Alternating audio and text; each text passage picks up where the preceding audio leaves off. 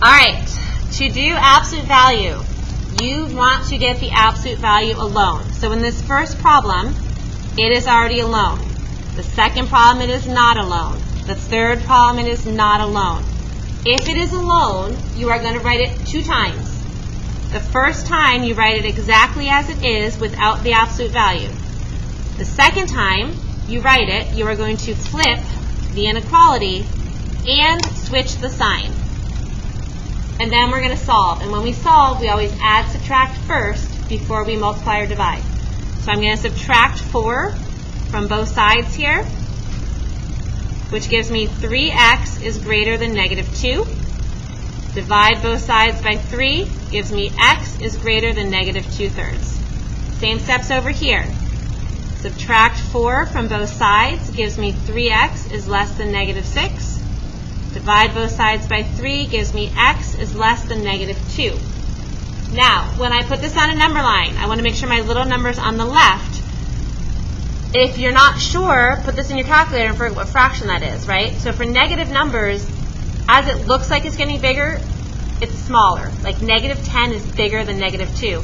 And negative 10 is smaller than negative 2. And negative 2 is smaller than negative 2/3 because it is farther away from 0. So negative 2 has to be here. It is smaller. Negative 2/3 is bigger. It has to be here. So always smaller to bigger. I have open circle. And then as long as my variable is on the left, this shows me the direction my arrow is going. So for 2/3, it's going to the right. And negative 2, it is going to the left. It wants interval notation. I'm going to have 2 segments. If it looks like this, there's going to be 2 parts of it. I'm starting to the left, which is negative infinity. I'm stopping at negative 2. Starting up again at negative 2/3, going to infinity.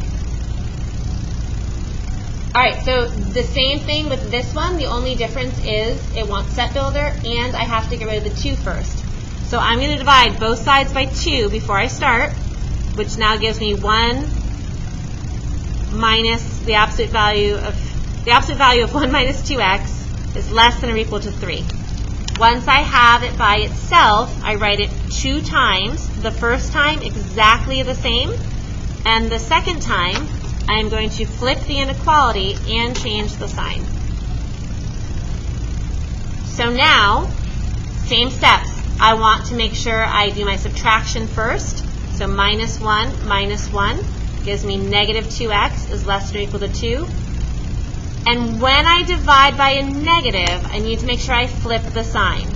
So this becomes x, and I flip the sign, greater than or equal to negative 1.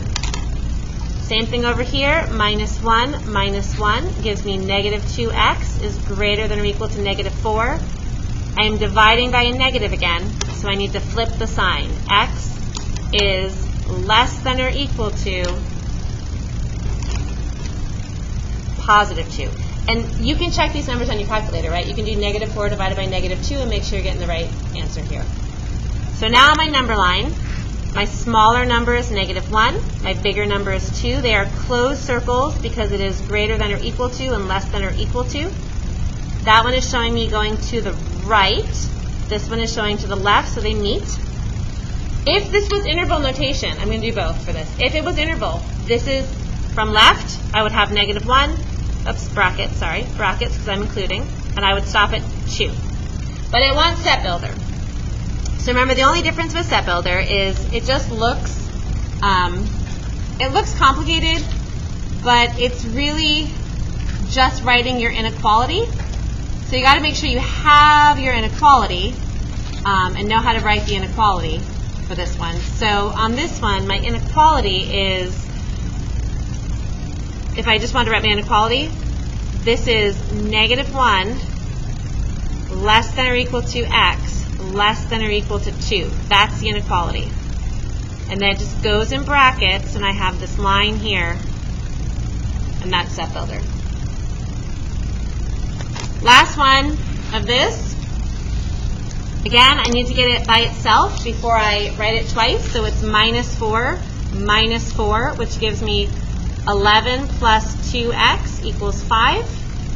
Now I can write it 2 times. So 11 plus 2x equals 5. 11 plus 2x. I can't flip an equal sign, but I do still need to make it negative. Equals negative 5. Always subtract first before adding, so minus 11 gives me 2x equals negative 6. Divide by 2, x equals negative 3. Same thing here, minus 11 gives me 2x equals negative 16.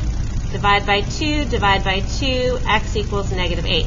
So the way we graph this on a number line, again, little number is negative 8, bigger number is negative 3. It's just a closed circle if it's equal.